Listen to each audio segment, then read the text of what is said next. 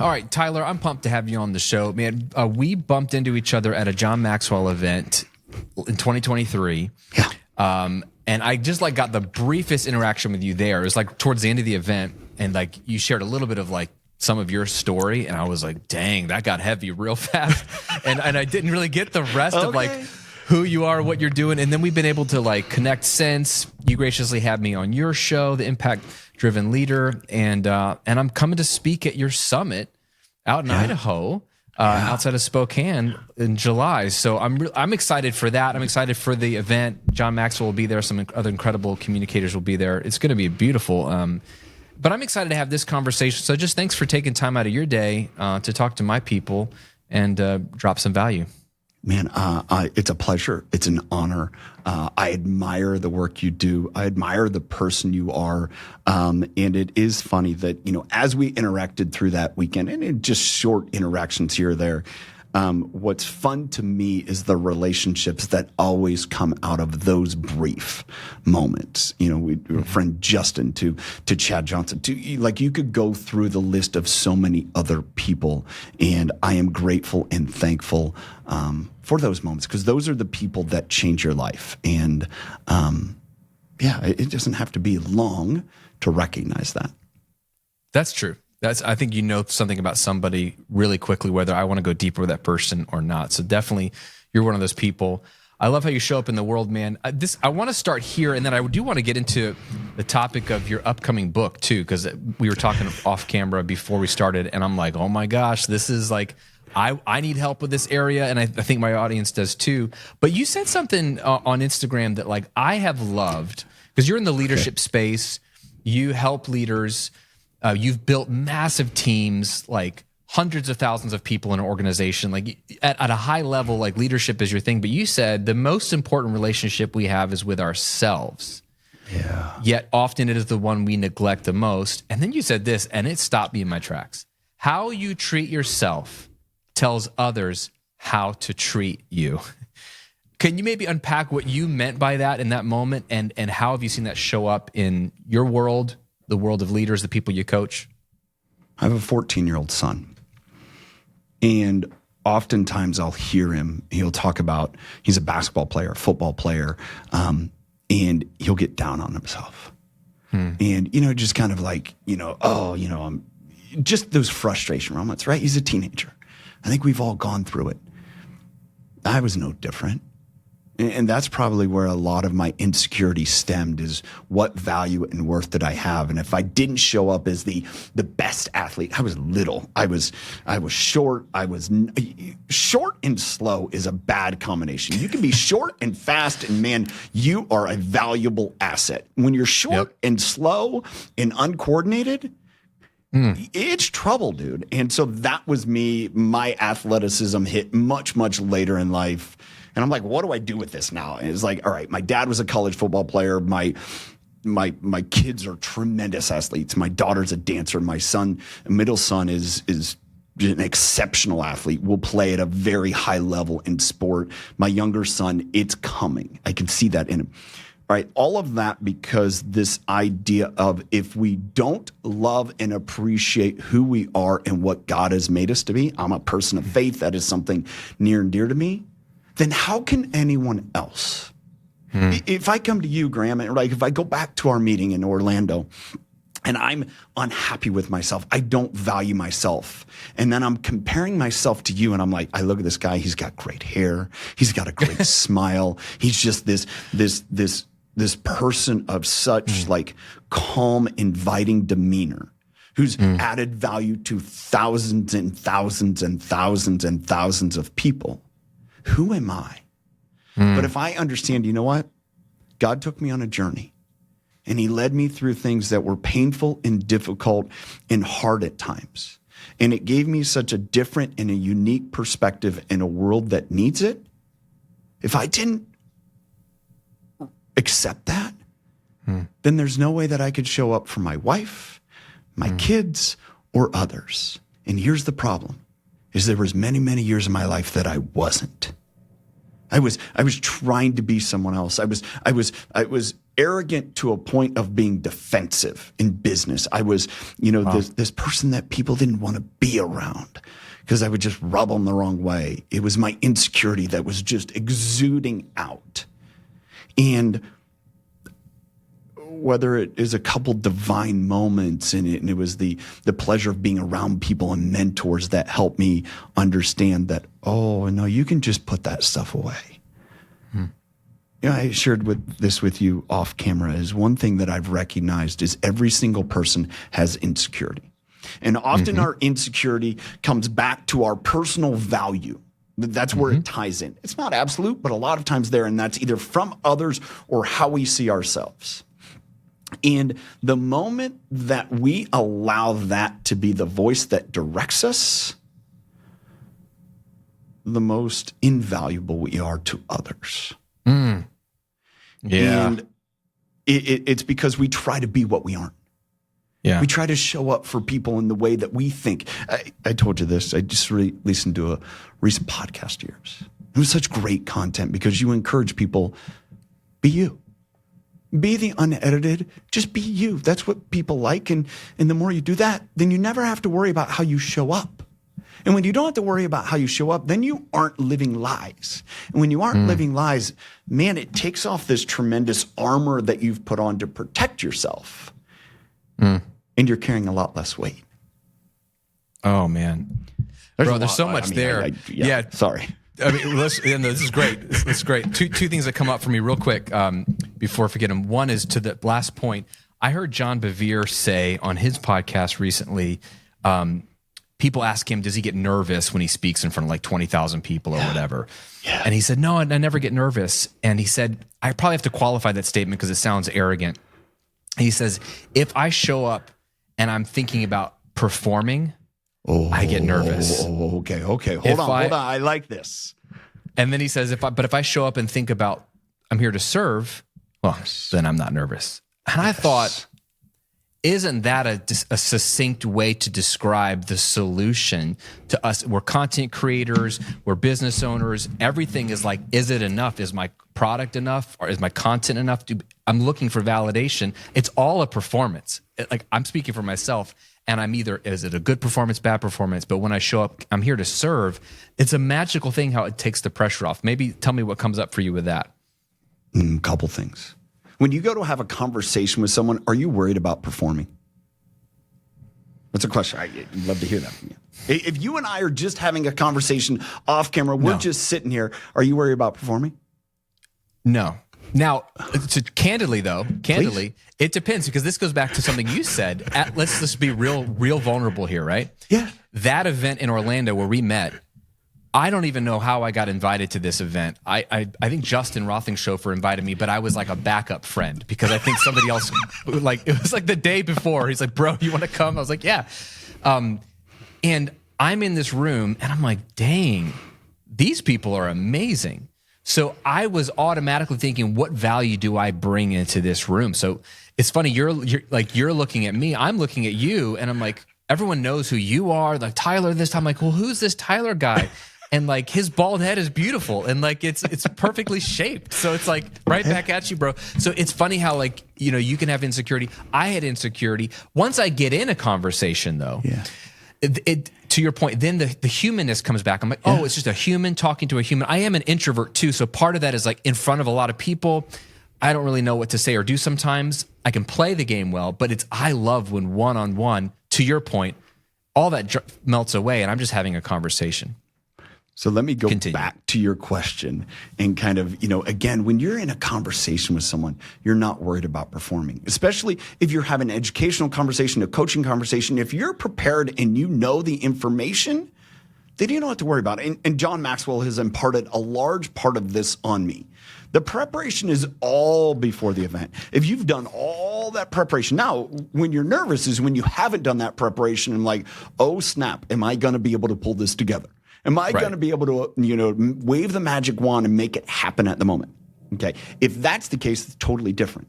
But if you've done the work and you continually do the work and you're prepared, when you get up on stage, you're just having a conversation with people. And to me, and I think this is what's changing in the world. I'm a conversationalist. I'm not a professional speaker. I'm a conversationalist. Podcasts that I host and I do, it's a conversation. When I go and speak in front of people, it's a conversation.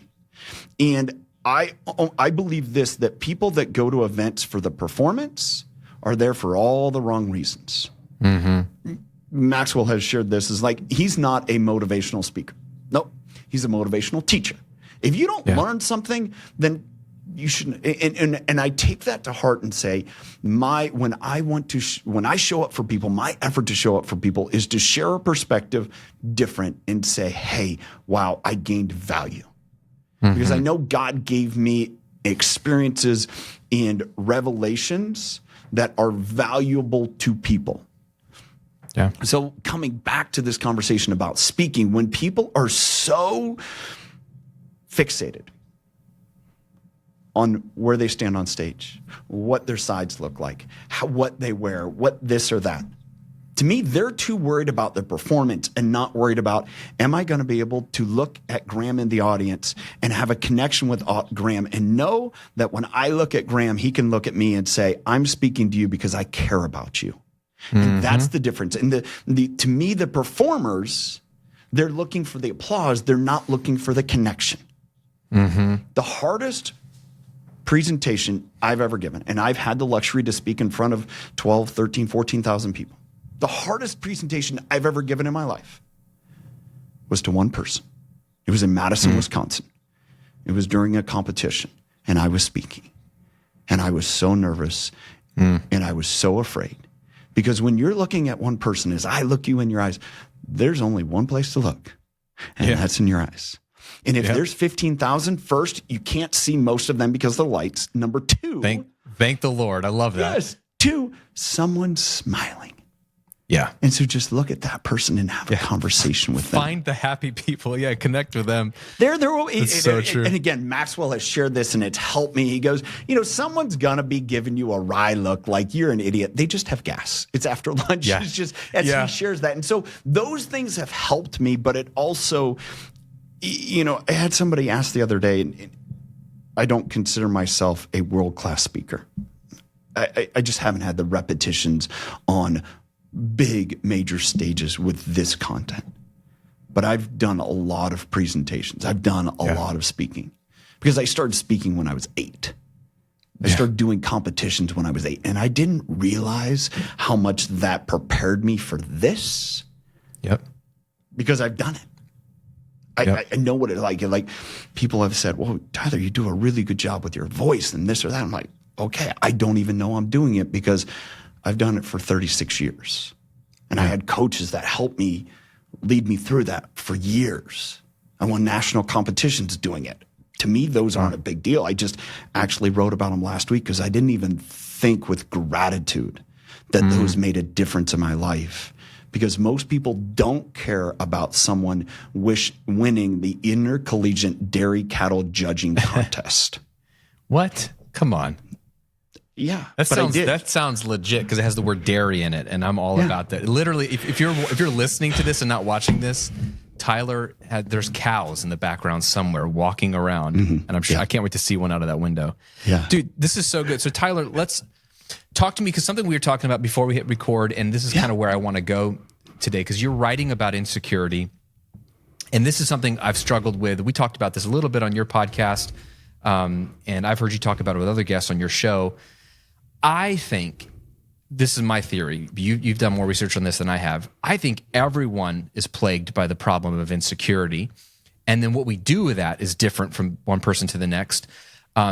You were talking about, to me, there's certain content creators out there that show up as aggressive, or they think that insecurity is what has to lead to, like, you overcompensate by being aggressive or puffing yourself up. And I'm sure some people do that. Other people can like deflate and get small.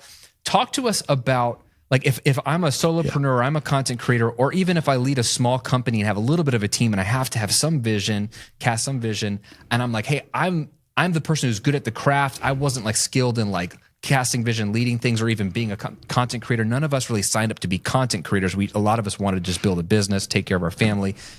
Talk to us about what do we do with insecurity? How can we in a healthy way, like, deal with it? And are there like red flags we should look out for when it comes to like, this is what typically happens if you're insecure? Just talk to us about what you've seen, how you've processed it yourself. And I'll chime in as I see like what I resonate with, because I know this is a battle I've had my whole life. Yeah. Let me go back to the very first question you asked. And, you got to come to grips with yourself. You got to be willing to know yourself. You got to be willing to ask those questions and be curious. Why are your insecurities there? Where did they come from? I actually just had a recent guest on my podcast, and we were talking about it, and I had this moment, and it came together. It's like, oh, I didn't know this till about 2 years ago. I'm 44. Didn't know this till about 2 years ago, that when I was between 18 months, 2 years, something like that, maybe 3, I grew up on a dairy farm. My dad was a teacher and then became a dairy farmer. And there was an instance where in the early 80s, it was tough in a lot of industries and they struggled. And he was renting a farm and got kicked off of it. And so he was going from farm to farm. He kind of took all of our cows and took them to neighbors, and he was going and helping. And the house that we lived in was on that farm that they got kicked off of. And so my dad was like, I think as the story was told to me by my mom, was sleeping on couches of these different farms to help. And so we were essentially kicked out of our home. And my sister and I went to live with my aunt and uncle. I was, like I said, 2 years old. I did not know this until probably 2 years ago. My mom shared that story with me. And what's interesting is I had this podcast guest, and she is a attachment theory expert. And I said, hey, how much of that could have subconsciously driven me? You see the cows, right? You see the cows. Yeah, like, I saw it's one. okay. Just stay with me. It's good. How much of that could have driven me to ask the primal question, am I wanted? That comes from another guest, Mike Foster, who wrote the book, The 7 Primal Questions, and it's, am I wanted? So that, going back to when I was subconsciously didn't know it, drove me into this place in life where, again, I was little, I was not athletic, I was smart, and in insecurity, I would express my knowledge as value, and it drove people away. And so all of a sudden I'd get into social settings and I'd want to feel valued. So I'd share all the things that I know, and it drove people away. Wow. Then here's the next piece of that. When I was 14, I had a younger brother who died in a farming accident. I shared this with you. I'll share it with your audience again. And like I said, I grew up on a dairy farm, and I was moving wagons that we would bale hay, put hay in. And as I was moving them, I saw my brother out on my left-hand side as I was driving, and I waved to him. And I turned the truck that I was driving with the wagon, and I looked back, the driveway I'd driven on, and there he lay. I'd driven over him. We go through the process, 911, emergency personnel, they show up. The sheriff comes, and sometime later, within an hour, and I'm talking to him. He's interviewing me, interrogating almost, whatever. And he's sitting on the hood of his car. I'm standing in front of him. And he's asking me questions. And as I look in my face with such confidence, in your face right now, with such confidence to say, and this is what I said to him, I'm done. I'm done answering questions. But if you want to come with me into that barn as I milk those cows, because they're not going to milk themselves, then you can ask me whatever you want. Other than that, I'm out. And it was probably 24 years later. I just got done working out. Sit down on the bench in the gym, in the locker room of the gym. I mix up my protein shake. I take a drink of it. And I'm a person of faith, and I hear this voice say, this is how you deal with things. Wow. At that point, my wife and I, we not only had our network marketing business, we also had a gym, we had other employees, and we just had normal conflict. Well, you talk about, you can be a small business, you just have this normal conflict. And my solution was to put my head down and push. Because when I was 14 and I got into a traumatic situation, a tough situation, what did I do? I put on the armor and I said, I am going to bulldoze and push myself forward. And that's how I got through life. That's how I got through high school. That's how I got through college. That's how I got through my early career. That's how I got through everything. And I would connect and build relationships. And then all of a sudden my intensity would take over. My insecurity would expose itself. And I would leave carnage all around. And so when I see people that wear the armor of insecurity and they almost applaud intensity, because a lot of our society applauds intensity. You can accomplish a lot individually through intensity. Yes. But as the African proverb says, one goes fast, many go far. And if you're any type of leader, you want to make an impact driven, right? If you want to make an impact, it can't be about you. It can't be. It has to be about others. And the only way that it can be about others is you work through your insecurities. You identify your insecurities. You accept them and say, okay. Because this is one thing that I've recognized. We could be sitting here. We could have a conversation. And all of a sudden, I kind of sense that we get to a space and Graham just he changes, right? And then all of a sudden, if you were to say, hey, Tyler, excuse me, my insecurity was showing. I say, oh, okay. I don't know what it is, but I could surely sense it. I knew it. And everyone knows when someone else's insecurity is showing because they bristle. They put on the armor. Yeah. They guard their heart. Several years ago, I had the opportunity where I'm working through this and trying to understand and figure out and recognize that my brother's life had value. He died at 3. His life had value because I am here right now sharing the story with you because I had to work through that. And one of the things that I realized is insecurity shows up on a spectrum. You could be a doormat and let people walk all over you. Or you can be an a-hole. I was the a-hole. I'm a recovering a-hole. There's a lot of people I think produce content that are just a-holes. And they're just insecure a-holes. And they don't understand that if they just express some empathy, they'll impact far more people. Do I have the largest following, the largest? No. To your point, that isn't who I'm. I'm here to reach people that can see my heart and understand that I've walked a path that is what it is.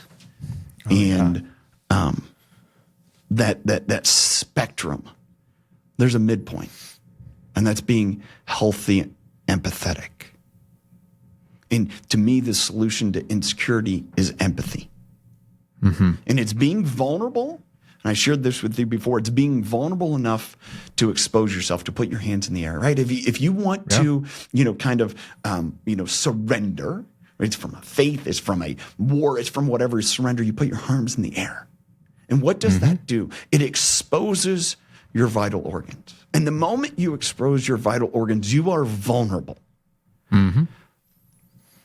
But that also allows you to link arms with others. And when you link arms with others, that's when you become strong. And you can only do that by being empathetic. Hey, friend, we'll get back to the episode in just a moment. Real quick, I hope you're enjoying the episode. And if so, please share it with somebody that needs to hear this episode today. It would mean so much to me. Also, I want to give you a gift for hanging out with me today. I want to give you my free $1 million life-giving business formula on-demand training. Inside of this less than 60-minute training, it will help you uncover your uniqueness to build a 7-figure boutique brand without burning out. This is some of my favorite material. These are the things that I'm taking my private clients through, but I want to share them with you in this free training. So if you've already built your business, but it's not giving you life, it's taking life from you, this is the training for you. It's absolutely free. Just go to grahamcochran.com/lifegiving. That's grahamcochran.com/lifegiving, all one word. And you can register for your spot right there. Now back to the episode. Real quick, man, because I just want to, this is so good. So yeah, hold that thought for a second. Just, as a content creator, I have found this to be true, is there's so many, I was just doing a webinar last night and I'm teaching people how to step into this sort of knowledge commerce space. Like, you have knowledge, you have experience or intuition that's valuable to people. And there's always someone in the room that's like, I just don't have the confidence to do that. Like I don't feel like an expert, and there's just all this insecurity around, do I know enough? Can I show up enough and sound smart enough, whatever it is? And it's so fascinating to have that conversation, because I think what has made me successful as a content creator for 15 years in two very different niches is not my vast knowledge of either subject, whether it's music, recording, or business. It's not been, to your point, I did this post yesterday about Alex Hormozy's content strategy. It's not been high production content. It's none of those things. It's that I shared something valuable, but I was always vulnerable about who I am, where my insecurities are, and I'm empathetic with what they're looking for. Like, hey, I would speak to their pain point of like, I know what you're feeling because I am you. And that's the only way to say that is to only speak to people that you actually kind of know. There's a lot of groups I can't speak to fully, but I'm like, hey, I know this pain point because I've struggled with it too. I still kind of struggle with it. Here's what I have found that has worked for me or is working in the past. And there's this trust that's built because I'm like opening up myself. I'm not viewing myself as coming down from the guru mountaintop of like, I figured it out and let me, teach you, young Padawan. It's more of like linking arms is the language you used of, hey, I'm both like you in that I have the same problem, and I'm also both not like you in that I've solved at least one part of the problem you haven't solved a little bit. So like, come with me, let's see how we could do this together. And I think that empathy, I didn't use that word in the last few years, but that's probably what's happening. That's what's attractive to people, and that's what I think has attracted people to my content. So just for people out there that are making content, I think that is a superpower in this landscape of high glossy content creators, gurus. I think people are done with that, and they're looking for people who have enough confidence not to be a sheep or to be like, oh, I don't have anything to offer you. They have to have enough confidence. Hey, I think I can help you. But they're so grounded and humble. I think humility is attractive. Empathy is attractive. And it's what lets people lean in and be like, well, maybe Tyler has something to say here. I could learn from him. I like him. I trust him. And that's a currency we need right now. Oh, I trust we could record a whole nother show about that. Like, let's be honest. Maybe we'll do that. The piece there that I recognize your superpower is that even in spite of your insecurity, you acted. And that is the difference. I think where a lot of people struggle, I'm no different. There was a time in my life. So before all of this, I was a nutritionist for dairy cows. I did that for 13 years. And I remember it was 2007, 8, 9 were rough. It was rough in a lot of industries, and it was rough. And I saw people lose their entire business. I saw people succumb to suicide. I saw just tremendous pain. And I wasn't exempt from it. I lost 25% of my income one day because I had a client fire me.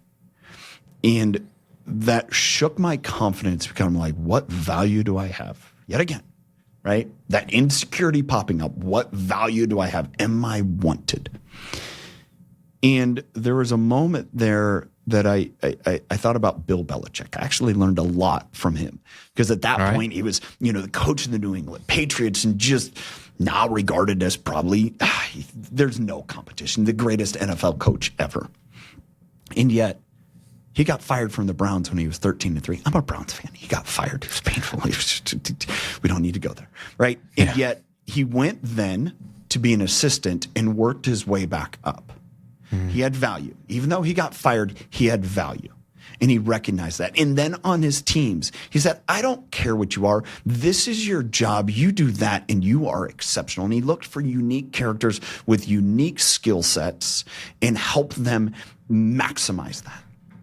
And it was that point that I realized I was not for everyone.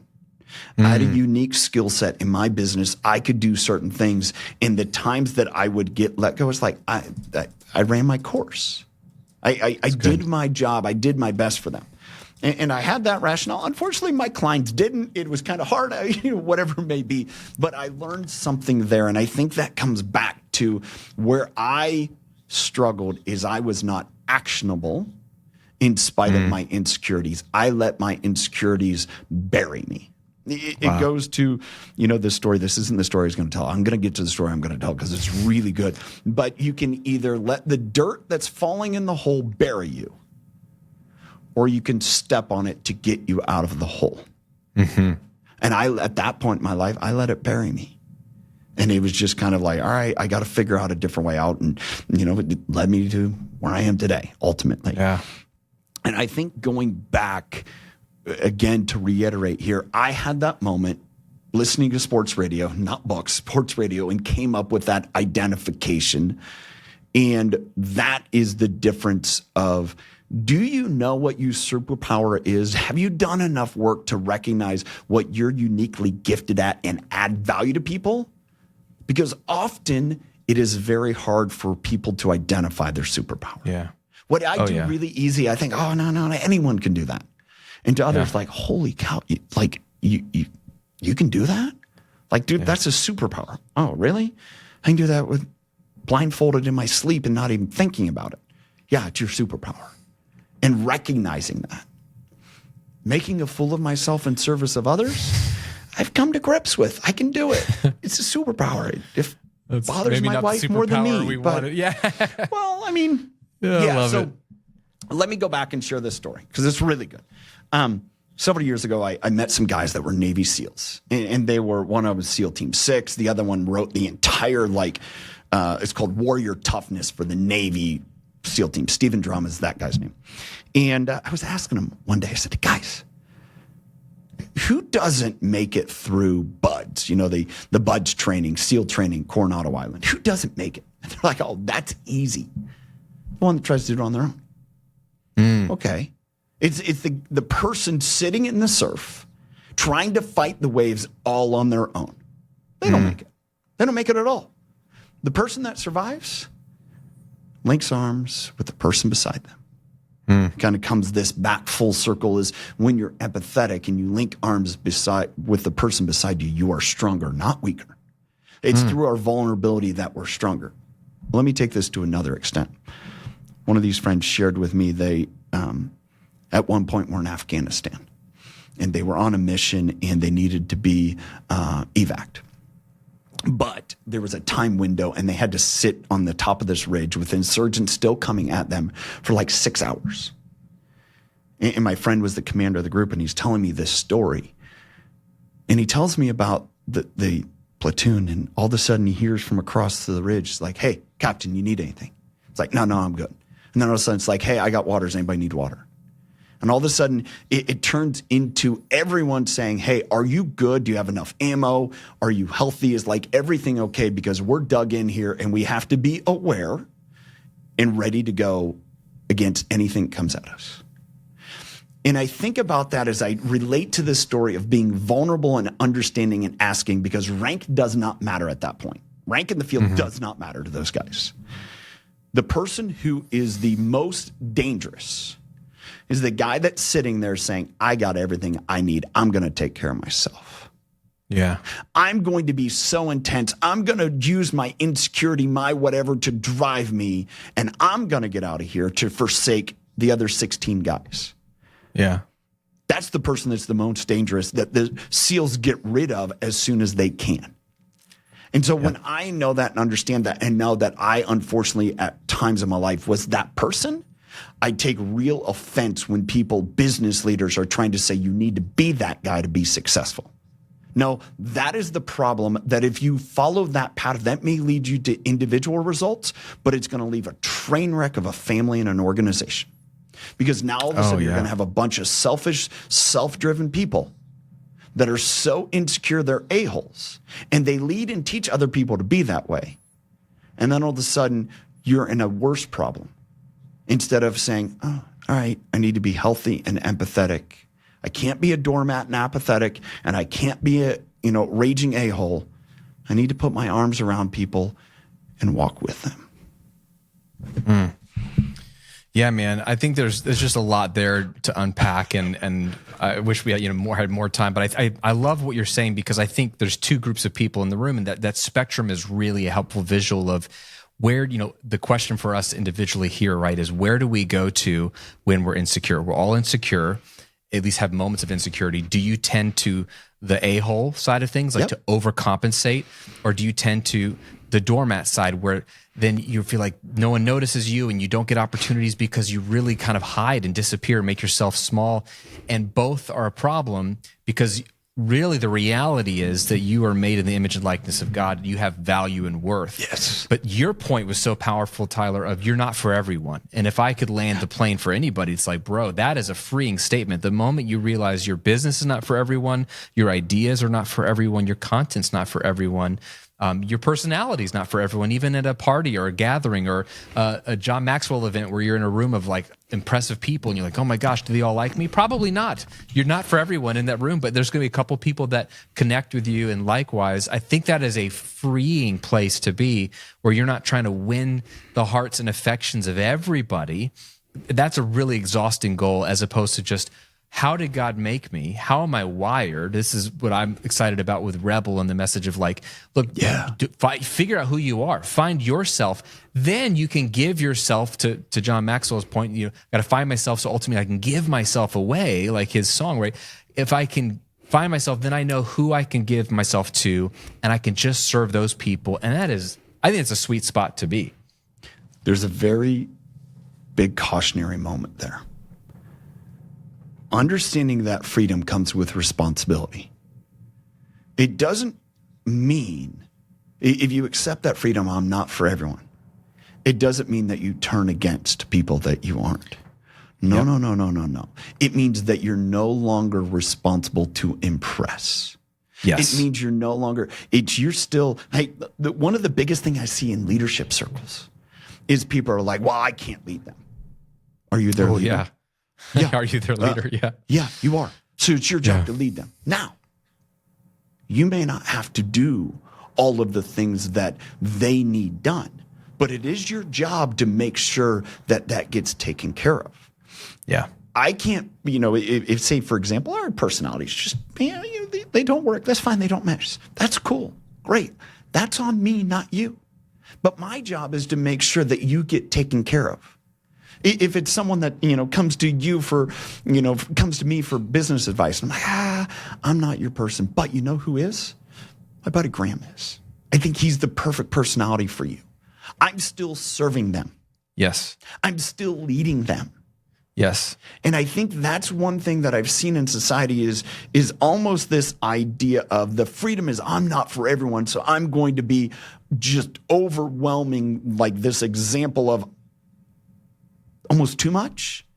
And so you can't fall into that pattern. It's not your job to push people away. You still need to be inviting.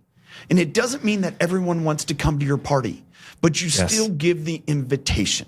And if they choose not to come, that's on them.